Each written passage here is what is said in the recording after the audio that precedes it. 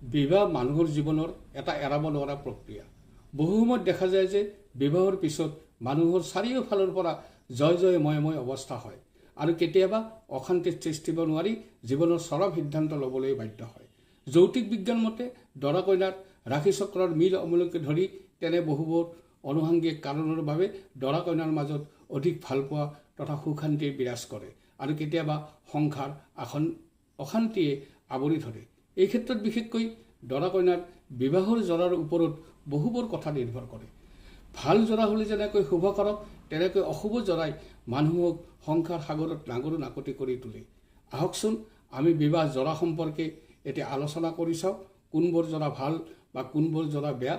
এই ভিডিঅ'টোত এই সমগ্ৰ কথাখিনি অতি সহজভাৱে বুজাই দিয়াৰ চেষ্টা কৰা হৈছে।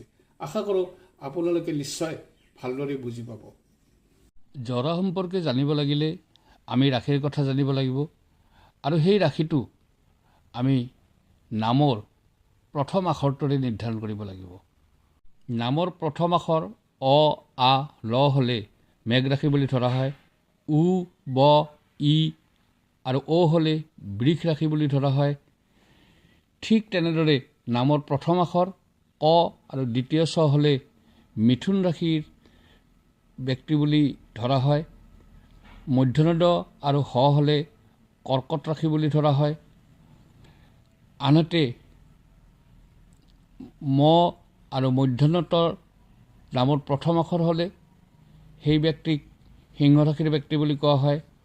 প মধ্যনথ মধ্যনখ হ'লে কন্যা ৰাশিৰ ব্যক্তি বুলি কোৱা হয়। ৰ দন্ত্যত্ব হ'লে তুলা ৰাশি বুলি ধৰা হয়। ঠিক তেনেকৈ নামৰ প্ৰথম আখৰটো যদি ন আৰু ২৯ জ হয় তেনেহ'লে সেই নামৰ ব্যক্তিক বৃশ্চিক ৰাশিৰ ব্যক্তি বুলি গণ্য কৰা হয়। আনহাতে দন্ত্যধ্ব ভ, ফ আৰু মধ্যনধ নামৰ প্ৰথম আখৰ হ'লে সেই ব্যক্তিক ধনুৰাশিৰ ব্যক্তি। খ আৰু বৰ্গাজ্য নামৰ প্ৰথম আখৰ হ'লে সেই ব্যক্তিক মকৰ ৰাশিৰ ব্যক্তি হিচাপে ধৰা হয়। গ তালব্য দান্ত্যহৰ নামৰ প্ৰথম আখৰ হ'লে সেই ব্যক্তি কুম্ভ ৰাশিৰ ব্যক্তি। দ আৰু প্ৰথম চ হ'লে মীন ৰাশিৰ ব্যক্তি বুলি ৰাশি চক্ৰমতে গণনা কৰা হয়। কোন ৰাশিৰ লগত কোন ৰাশিৰ বিবাহ হ'লে শুভকাৰক হ'ব এই সম্পৰ্কে আমি কিছু আলোচনা কৰোঁ আহক। মেঘ ৰাশিৰ লগত ৰাজজোৰা হয় মেঘ, মিথুন, মকৰ, কুম্ভ ৰাশিৰ। উত্তম জোৰা ধনু আৰু মীন ৰাশিৰ। বৃষ ৰাশিৰ ব্যক্তিৰ লগত ৰাজজোৰা হয় বৃষ, কৰ্কট, সিংহ, বৃশ্চিক আৰু কুম্ভ ৰাশিৰ। আনহাতে এই ৰাশিৰ ব্যক্তিৰ লগত উত্তম জোৰা হয় মীন আৰু মকৰ ৰাশিৰ ব্যক্তিৰহে। তেনেদৰে মিথুন ৰাশিৰ ব্যক্তিৰ লগত ৰাজজোৰা হয় মিথুন, সিংহ, মীন আৰু মেঘ ৰাশিৰ লোকৰ। আৰু এই ৰাশিৰ লোকৰ লগত উত্তম জোৰা হিচাপে গণনা কৰা হয় বৃষ আৰু কুম্ভ ৰাশিৰ ব্যক্তি। কৰ্কট ৰাশিৰ ব্যক্তিৰ লগত ৰাজজোৰা কৰ্কট, কন্যা, তুলা, মকৰ আৰু মেঘ ৰাশি। উত্তম জোৰা বৃষ আৰু মীন ৰাশি। সিংহ ৰাশিৰ লগত ৰাজজোৰা সিংহ, তুলা, বৃশ্চিক, বৃষ আৰু মিথুন ৰাশি। উত্তম জোৰা মেঘ, কৰ্কট আৰু মীন ৰাশি।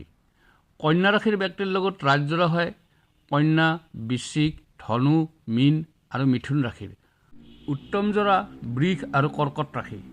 তুলা ৰাশিৰ লগত ৰাজজোৰা হয় তুলা, ধনু, মকৰ, কৰ্কট আৰু সিংহ ৰাশিৰ।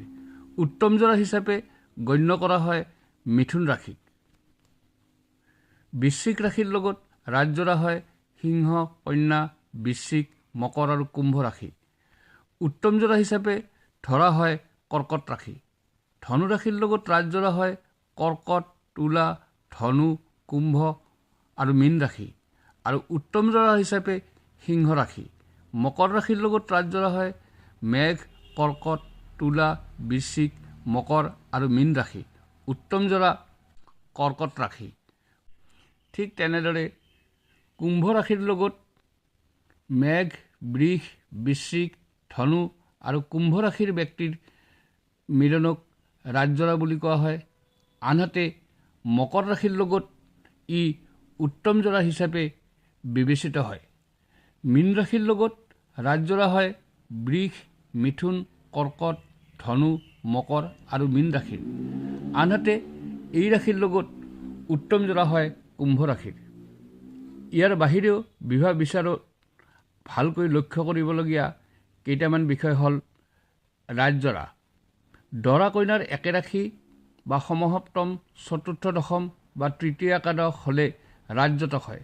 ৰাজজাতকত বিবাহ শুভকাৰক হয়। মিত্ৰ দ্বাদশ জৰা। ধনু, বৃশ্চিক, কুম্ভ, মকৰ, মেঘ, মীন, সিংহ, কৰ্কট, মিথুন, বৃষ, তুলা, কন্যা জৰাক শুভকাৰক জৰা হিচাপে জ্যোতিষশাস্ত্ৰত গণনা কৰা হয়। বিষম সপ্তম। দৰা কইনাৰ মেঘ আৰু তুলা, মিথুন আৰু ধনু, সিংহ আৰু কুম্ভ পৰস্পৰ ৰাশি হ'লে বিষম সপ্তম জৰা হয়।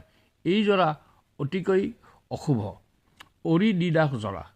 মকৰ, ধনু, কুম্ভ, মীন, মেঘ, বৃষ, মিথুন, কৰ্কট, সিংহ, কন্যা, তুলা, বৃশ্চিক দৰা কইনাৰ ৰাশি হ'লে উক্ত জৰাৰ বিবাহত ধনহানি হয়।